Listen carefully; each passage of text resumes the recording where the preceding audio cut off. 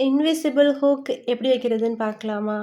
இதுக்கு வந்து பார்த்தீங்கன்னா, இந்த மாதிரி 2 பீஸ் வந்து எடுத்துக்கேன். அகலம் வந்து பார்த்தீங்கன்னா, ஒரு 3 இன்ச் அளவுக்கு வந்து அகலம் இருக்கட்டும். நம்ம வந்து நார்மலா கொக்கி பட்டி எப்படி தைப்போமோ, அதே மாதிரி இந்த ஃபர்ஸ்ட்டு பீஸ இந்த மாதிரி தச்சுட்டு, மேல வந்து ஒரு பதிவு தையல் வந்து போட்டு எடுத்து வச்சுக்கோங்க. பாருங்க இந்த மாதிரி. இன்னொரு பீஸ் வந்து எடுத்திருக்கோம்ல, அத ஒரு 1/4 இன்ச்சுக்கு கரெக்ட்டா இந்த மாதிரி வந்து மடிச்சுட்டு, கீழ இருந்து நம்ம தையல் போடணும். இப்ப வந்து நான் ஒரு கோடு போடுறேன்ல, அந்த இடத்துல தான் நம்ம வந்து தைக்கணும். ஃபர்ஸ்ட்டு தையல் போட்ட இடத்துல நம்ம தைக்கக்கூடாது. கொஞ்சம் ஒரு ஒரு கெய்டு அளவுக்கு வந்து கீழ இறக்கி தான் வந்து இந்த பீஸ வந்து தைக்கணும். பாருங்க இந்த மாதிரி தச்சுட்டு, இப்ப வந்து திருப்பி வந்து நம்ம 2 டாட் மாதிரி வந்து தைக்க போறோம்.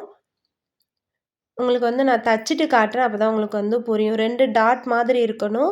நம்ம வந்து 5 கொக்கிக்கு வந்து கரெக்ட்டா நம்ம வி பட்டி நான் ஆல்ரெடி ரெடி பண்ணி வச்சிருக்கேன். அதுக்கு ஏத்த மாதிரி அந்த மார்க்கிங் பண்ணிட்டு, அதுக்கப்புறம் இந்த தையல் வந்து போட்டுக்கலாம். பாருங்க இந்த மாதிரி வந்து கரெக்ட்டா போட்டுக்கோங்க.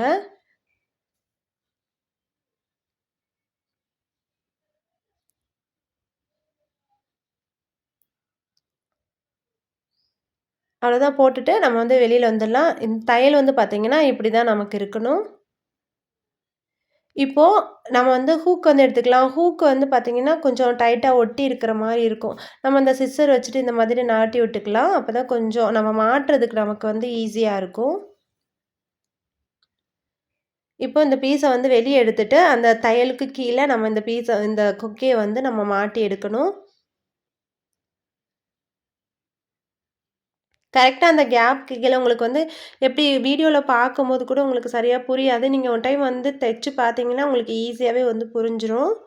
கரெக்ட்டா அந்த 2 டாட் மாதிரி நம்ம போட்டு விட்டுருந்தோம்ல, அதுக்கு நடுவுல இந்த ஹூக் வந்து நம்ம மாட்டுனோம் அப்டின்னா, நமக்கு வந்து நீட்டா வெளில வந்துரும்.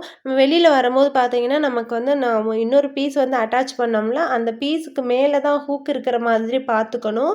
அப்பதான் நம்மளுக்கு வந்து தச்சதுக்கு பிறகு அந்த ஹூக் வந்து வெளில வராம இருக்கும். அதாவது கீழ இறங்கி வராம இருக்கும்.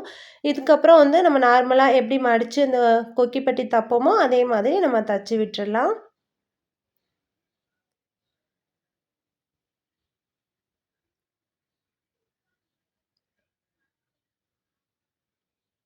அவ்வளோதான் தச்சு முடிச்சாச்சு. இந்த வீடியோ புடிச்சிருந்தா லைக் பண்ணி சப்ஸ்கிரைப் பண்ணிக்கோங்க. தேங்க்ஸ் ஃபார் வாட்சிங்.